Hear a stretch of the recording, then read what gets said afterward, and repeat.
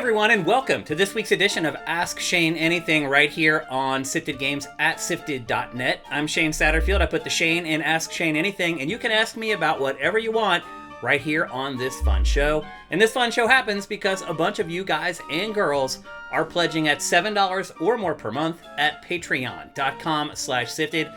That's where we get all our support to make sure this show keeps happening, Game Face keeps happening, Pactor Factor keeps happening, all our other content keeps happening.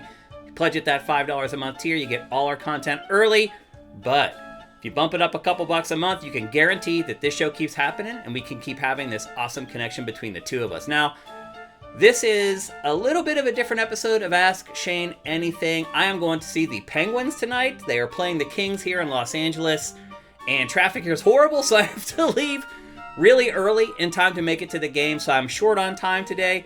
Also, something else happened earlier today that I'm going to talk about on the show that has impacted me emotionally, and so we're only going to answer 2 questions in this week's edition of Ask Shane Anything, but I think you'll see why once we get to the second question. Let's get on with it. Okay, for our first question this week, I've combined questions from 2 people into one because they were kind of asking about similar things, and that is ZSaber and NeoJD. Xbox no longer has consoles on the shelf right before the biggest video game release of all time. Anyone who was holding out for a console this gen for GTA 6 is now going to automatically buy a PS5. How do you see Xbox handling this? The next Xbox is speculated to be $1,200, the price of a mid-tier PC. But Microsoft would have the advantage of buying components at bulk price, making it more powerful. Is it possible that Microsoft is trying to replace someone's old PC to become an all-in-one entertainment system? Okay, I'll tackle these 2 questions in the order that they were asked. The first question is, Xbox is leaving the retail environment, and Grand Theft Auto 6 is coming up here in like 5 or 6 months. It's undoubtedly going to become the best-selling, important word there, best-selling video game of all time. It would have to be horrible for that to not happen. Eventually, 10 years from now, it'll probably eclipse GTA 5 for the best-selling game. It'll take a while, but it'll get there. So is this a colossal mistake by Microsoft and Xbox? How could they leave all this money on the table? Blah, blah, blah. Well, the first thing I'm going to say about that part of the question is that Xbox hasn't left all store shelves. As of right now, it's just Costco and Sam's Club, like those big warehouse stores, the stores where you pay an annual fee to go in and buy stuff a little more cheaply. That is where they're being removed from stores. So you can still get them at like Best Buy. You can still get them at GameStop. You can get them at Amazon, most online retailers, stuff like that. So I feel like we've overblown the thing. I mean, look, it is crazy that a major console is leaving retail at any outlet. But to be fair, it's only a couple. So it's not like it's completely been removed from retail. But here's the thing. It doesn't matter. It's been at retail all this time and nobody wants it. I mean, you could say that this is a decision by Microsoft to leave the console market, but is it really? Because let's be honest, Microsoft tried to straddle the fence with Game Pass while still having a console. If that would have worked, it would have been cool with it. If it could have sold 70 million Xbox Series X consoles and people were still buying software while also other people were still subscribing to Game Pass, that was the dream. The dream did not come true. Instead, reality is that people stopped buying Xbox hardware altogether because they kind of decided at a certain point, like, either I'm down with this Game Pass thing or I'm down with console gaming. You can't be down with both, and that's kind of fair. So if people still want to own their libraries and have ownership over their games, although that's kind of nebulous at this point, do you really ever own digital games? You really don't. But the perception is that people, at least it appears, that the majority of people would rather follow the old model and keep buying games and own those games versus having this collection of games that turns over every month. I was just talking to Matt before Game Face 454, and he was telling me about all these games on Game Pass that he started playing. He got 10, 15, 20 hours into, put them down, and then went to go back and finish them and realized that they had left the service. And he will never finish those games unless he wants to go then pay money for those games to finish them. And then what happens to his save? So anyway, it's not as simple, I think, as people look at it outwardly. So Microsoft Xbox Series X still on store shelves, still on most store shelves, but it doesn't matter because people have already decided that they don't want it. So you're saying GTA 6 is coming out, it's going to sell a ton of units. It is. And even on Xbox Series X, it'll probably sell a few million. I mean, my guess is there's probably 25 million Xbox Series X consoles out there. GTA is probably going to sell to about a quarter of that. So you may sell like 5 or 6 million units of GTA 6 on Xbox Series X. This is the one game where Microsoft's plan has actually worked out. But Microsoft knew Grand Theft Auto 6 was coming. It knows better than anyone when it's coming. It works with Take-Two and Rockstar on all that stuff. All the promotion, all the back-end stuff, it knows. So it knew all along that Grand Theft Auto 6 was coming soon. It knew when it started Game Pass that eventually there would be a big game like Grand Theft Auto 6. It made its bed, and now it's going to lie in it. So you're right. Everybody who has held out to this point on buying a console, waiting for Grand Theft Auto 6. I don't think that there's a lot of people that are doing that. Like, maybe people just haven't seen anything that's been awesome enough to convince them to buy a console, but I don't think that they're like, I'm just waiting for GTA 6. I think that might be a pleasant accident on PlayStation's part, though, because look, there's still a ton of people who have not upgraded to PS5 and Xbox Series X, and you're right, Grand Theft Auto 6 is going to motivate a lot of people to do that, and you're right, most of them are going to buy a PlayStation 5. So I think Microsoft knew this. I think this was part of the trade-off that it made when it decided to do Game Pass and kind of abandon the traditional razor blade console market. And while we have kind of seen it hedge its bets on that by publishing games for Switch, Switch 2, and PlayStation 5, at the end of the day, it's made its bed, and now it's got a lie in it. So I think Microsoft will not be caught off guard by this. I think it knows that the console war is over. I think it knew the console war was over 6 months after Xbox Series X launched. So I don't think this is going to come as a surprise or some huge disappointment. It's just the way things are going to play out because of what Microsoft did. Now, let's shift our discussion to the supposed $1,200 next Xbox. And just so you know, this is coming from a YouTube channel called Moore's Law is Dead.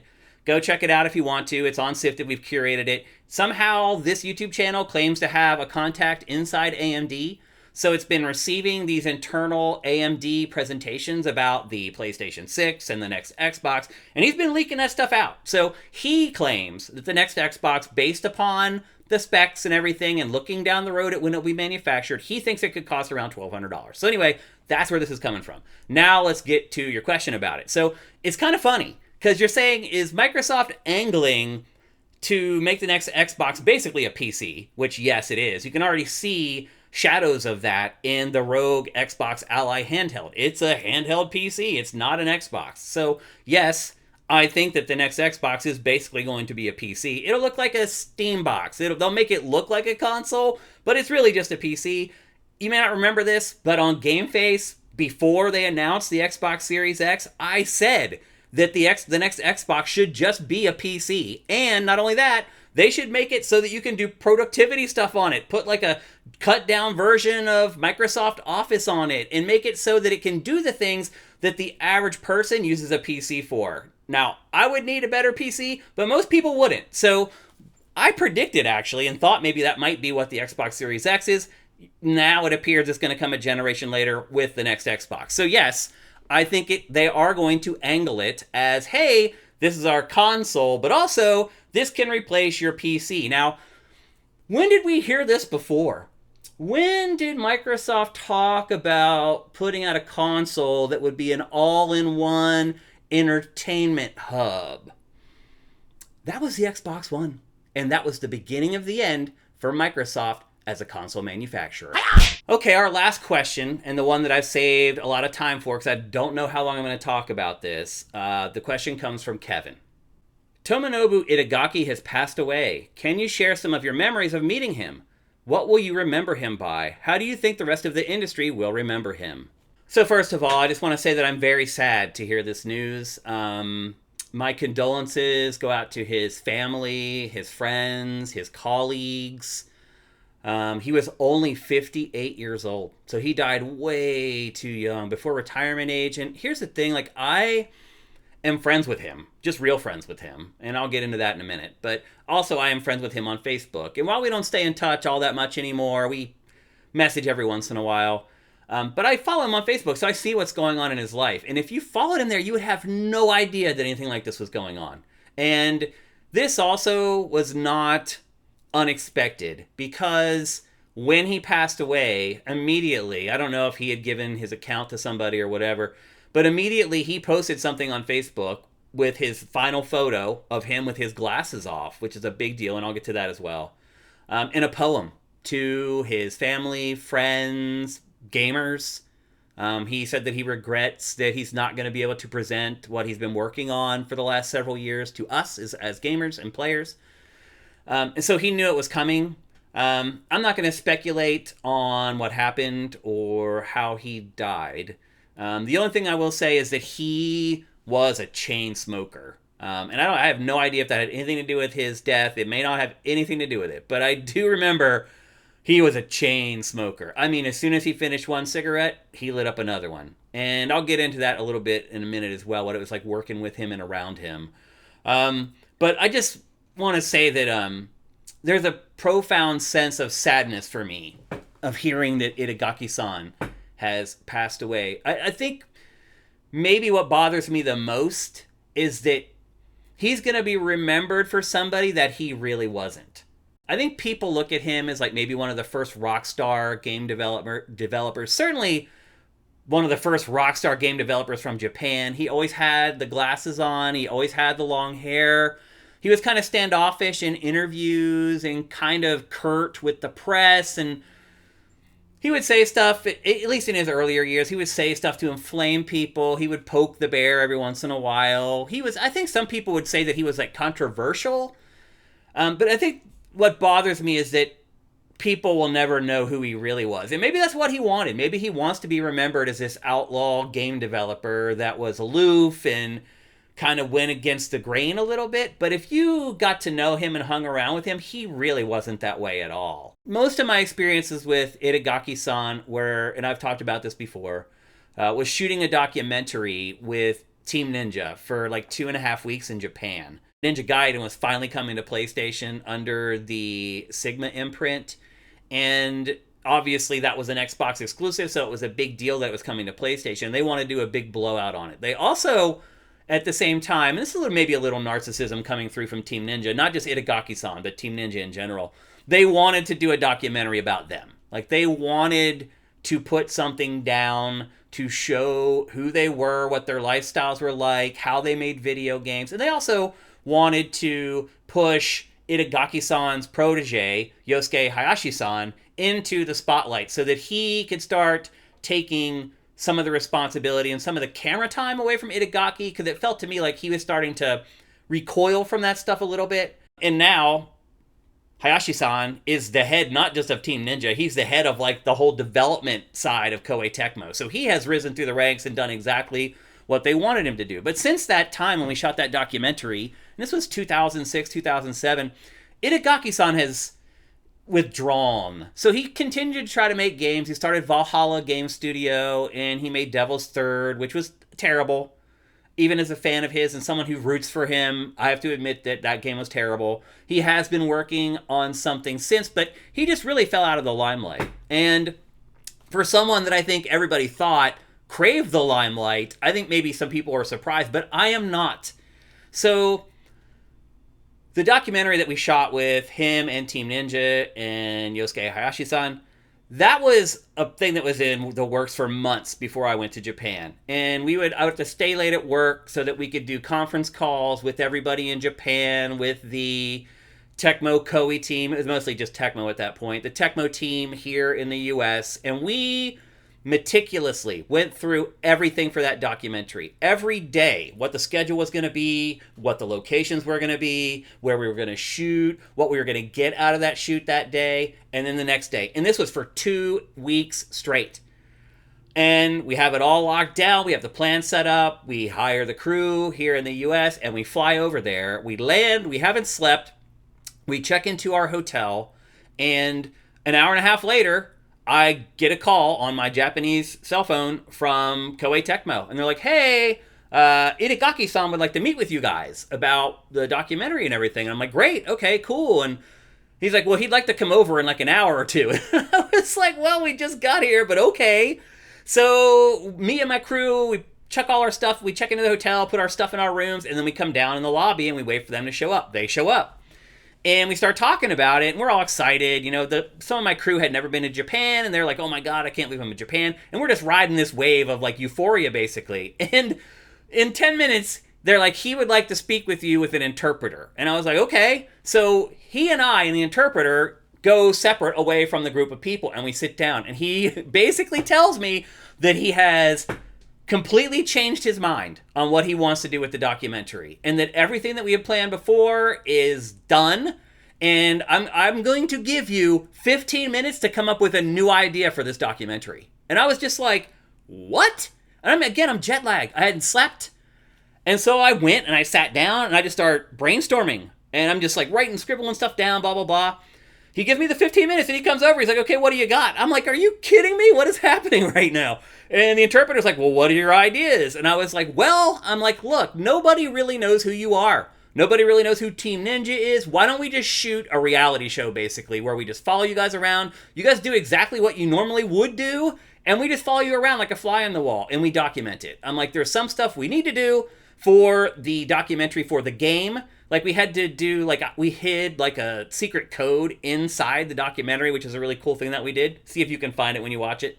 So there was some stuff that we had to do, just as far as, like, the legal stuff, but otherwise we threw all the creative out and started over. And we just followed them around. And the next day, we go to Team Ninja's offices, and it's like, Japanese game studios aren't like US studios. They're not like these posh, really nice palaces that are brand new. A lot of them are really old and dingy. And Team Ninja was like that back then.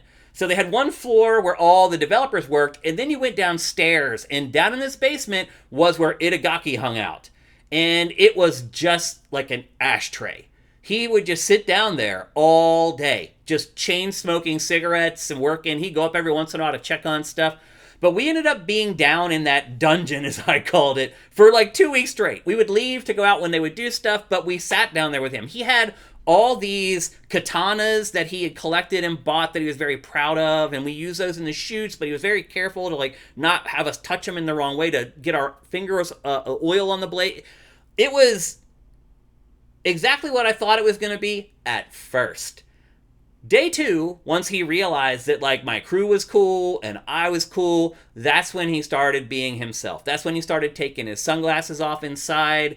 He would just talk about, like, normal parts of his life. He had a daughter at the time who he talked about constantly the entire 2 weeks. And I started to see this veil come down. And I started to learn who he really was. And he was nothing like what I thought he was. And nothing like what I think everybody maybe still thinks he is. He was an old softy underneath it all. And I do feel like he was projecting the image so that his games would be successful. And I do think maybe he was caught off guard a little bit by becoming a game celebrity. Now, to be fair, there are other things that he did in his life that I'm sure he wasn't very proud of. There was a sexual harassment case. And again, I don't want to dig up trash on the dead, but I don't think it's fair to talk about it without at least bringing up a couple of these things. There was a sexual harassment case at one of his studios where one of the employees thought that he was getting a little heavy-handed. That's wrong. When I was there, one thing I will say is maybe in response to that, Team Ninja had hired some female developers, and at the time, that was unheard of in Japan, to have females working on the development team. But I'll say this too, they did offer one of them to do an interview with us, and she was very guarded, and I could tell that somebody, as a journalist who's done this a bunch, I could tell that somebody had coached her and told her what to say and how to say it and things like that. But to be fair, he was trying. So I guess I would say the parts that people revere Itagaki-san for weren't quite what they thought. And I would also say that the things that people loathed Itagaki-san weren't quite what they seemed as well.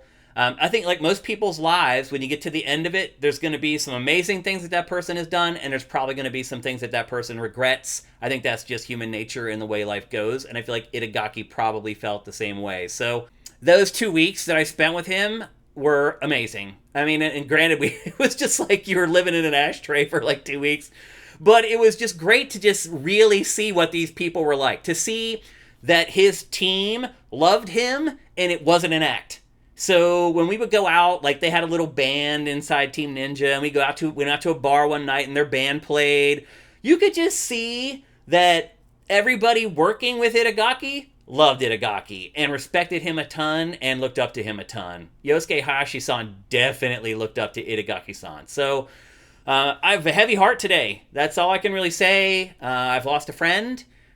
He's right here. You say, who is Itagaki?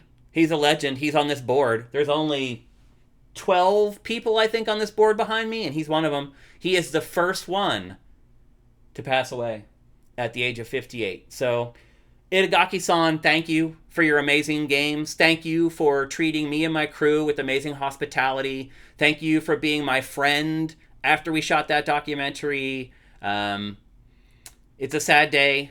And I'm really thankful for everything that he provided to me as an artist and as a friend. Okay, that's it for this somewhat somber edition of Ask Shane Anything. It's not going to always be rainbows and unicorns. Sometimes real life happens, and that is what has happened today with the death of Tomonobu Itagaki. So, rest in peace, Itagaki-san. Thanks to everybody who watches this show or anyone who pledges anything at patreon.com/SIFTD. Just giving me a platform to be allowed to talk about the death of one of my friends. Like, how many people get to do that? And I get to do that because of you guys. So thank you. I really appreciate it. If you like what we're doing here or anything else on SIFTD, please consider heading to our Patreon and give us a pledge over there. For $5 a month, you get all our content early. You can ask questions for this no matter whether you pledge or not. So head to sifted.net. There's a link in the header there. Click that link, go to our forums, ask me a question. You don't have to pledge, you don't have to do anything. You just want to have to ask me a question, and I'll answer them. So, everybody, have yourselves a great week. And don't forget, today more than ever, sleep is for the dead. Play games instead.